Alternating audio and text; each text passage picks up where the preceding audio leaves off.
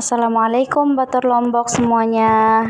Hari ini saya mau bersih-bersih lagi ya teman-teman. Kemarin udah bersih-bersih, sekarang bersih-bersih lagi ya. Begitulah setiap hari aktivitas kita sebagai ibu rumah tangga. Tidak apa-apa lah ya, mudah-mudahan ini bermata dinilai Allah. Bermata di apa ya? Bernilai di mata Allah ya. Aduh.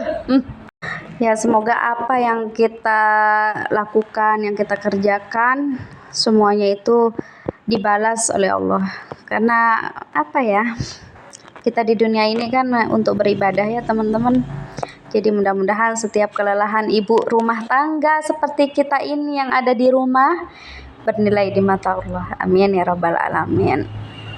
Oh ya teman-teman, saya tertarik banget dengan kisah hidup istri Nabi Muhammad Shallallahu Alaihi Wasallam, yaitu Sayyidah Maimunah.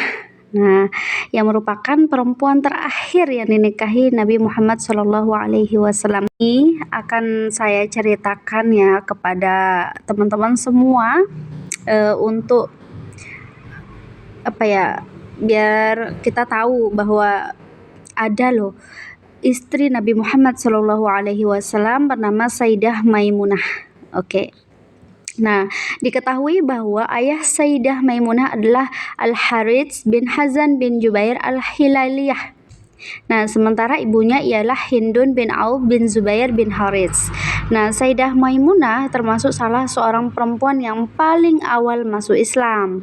Nah, diriwayatkan Sayyidah Maimunah awalnya memiliki nama Barwah.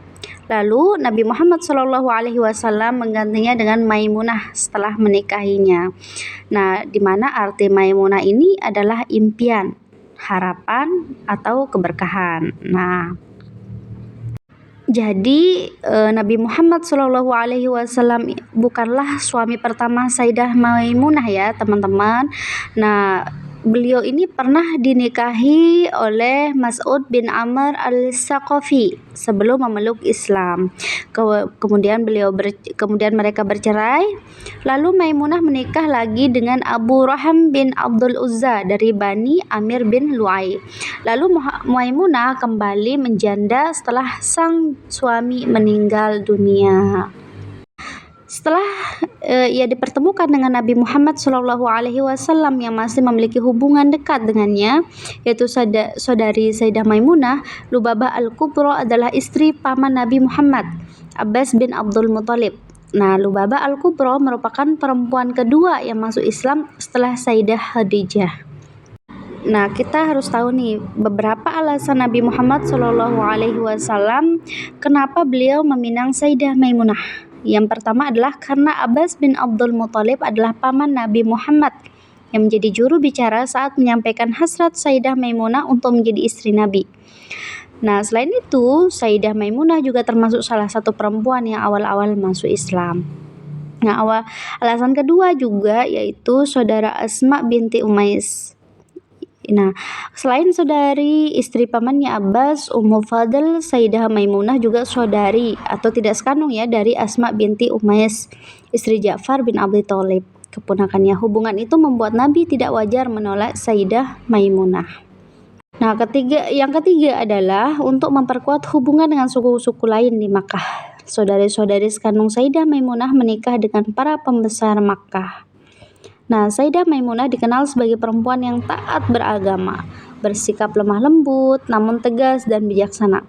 Nah, Sayyidah Aisyah nih, istri Nabi Muhammad Shallallahu Alaihi Wasallam yang lainnya mengatakan bahwa Sayyidah Maimunah adalah wanita yang paling bertakwa dan selalu menjaga silaturahim di antara mereka. Nah, saat Nabi Muhammad Shallallahu Alaihi Wasallam jatuh sakit, beliau dirawat di rumah Sayyidah Maimunah sampai kondisi sakitnya semakin parah. Barulah dipindah ke rumah Sayyidah Aisyah yang ada di samping Masjid Nabawi. Sayyidah Maimunah ditinggal Nabi Muhammad Shallallahu Alaihi Wasallam selama-lamanya setelah menjalani pernikahan selama 3 tahun. Masya Allah ya teman-teman. Itu salah satu dari istri Nabi Muhammad Shallallahu Alaihi Wasallam ya teman-teman, bahwa terkadang kita kan cuman mengenal ya Siti Aisyah, Siti Khadijah dan lain-lainnya, tapi kita jarang mendengar kisahnya Siti Maimunah. Nah, itu saja kayaknya teman-teman ya cerita saya tentang kisah Sayyidah Maimunah ini, dan kita akan kembali ke cerita berikutnya teman-teman, karena saya lagi asik-asiknya membaca kisah para sahabat Nabi, begitupun dengan wanita-wanita solehah di zaman Nabi Muhammad SAW. Oh iya teman-teman, kalian pernah dengar nggak kisahnya Ummu Muti'ah, wanita pertama yang menghuni surga? Oke, ini saya dengar kisahnya waktu saya di SD ya, dan saya sangat terinspirasi oleh beliau. Masya Allah, luar biasa beliau. Ini saya ceritakan kalian ya. Nah, jadi pada waktu itu Siti Fatimah bertanya kepada Rasulullah, "Ya Rasulullah, beritahu padaku siapa wanita yang beruntung masuk surga untuk pertama kali selain Ummul Mukminin." Nah, Ummul Mukminin sendiri merupakan wanita-wanita yang telah dijamin masuk surga ya teman-teman. Nah, jadi Rasulullah menjawab pertanyaan putrinya itu bahwa ada seorang wanita mulia yang tinggal di pinggiran kota Madinah masanya. Wanita tersebut bernama Muti'ah. Nah, kepada Fatimah Rasulullah mengatakan, "Wahai Fatimah, jika engkau ingin mengetahui wanita pertama yang masuk surga selain Ummul Mukminin, ia adalah Ummu Muti'ah." Jawaban sang ayah, Fatimah juga istri dari Khulafaur Rasyidin keempat yakni Ali bin Abi Thalib, ini lantas penasaran dengan sosok Muti'ah. Rasa penasarannya muncul karena selama ini ia tidak mengenal sosok Muti'ah. Rasa penasaran muncul ya karena ia menyadari bahwa ternyata bukan dirinya yang masuk surga untuk pertama kali. Nah, padahal beliau ini adalah putri dari Rasulullah. Nah, untuk memenuhi rasa penasarannya, Fatimah pun mencari rumah Muti'ah dan hendak berkunjung ke sana. Setelah melakukan pencarian yang cukup lama, akhirnya ia menemukan rumah Muti'ah. Diketuklah pintu rumah wanita itu oleh Fatimah sembari mengucap salam. Dari dalam rumah terdengar suara, "Siapakah yang ada di luar tersebut?" Fatimah menjawab, "Aku Fatimah, putri Rasulullah." Mendengar jawaban Fatimah, Muti'ah tidak lantas membuka pintu selanjutnya. Ia bertanya, "Ada keperluan apa?" Fatimah kembali menjawab, "Hendaklah bersilaturahim saja." Dari dalam rumah Muti'ah kembali bertanya, "Kamu datang seorang diri atau bersama dengan orang lain?" "Aku bersama putraku Hasan." Nah, mengetahui Fatimah bersama Hasan, Muti'ah lantas mengatakan, "Maaf, aku tidak bisa membukakan pintu untukmu. Aku belum minta izin pada suamiku akan kedatangan tamu laki-laki di rumahku. Sebaiknya kamu pulang dan kembali esok hari. Aku akan meminta izin kau bersama Hasan saat datang kemari." Mendengar pernyataan Muti'ah, akhirnya Fatimah kembali esoknya. Oke, besoknya itu Siti Fatimah kembali lagi. Tapi sayangnya ditolak lagi nih sama Muti'ah.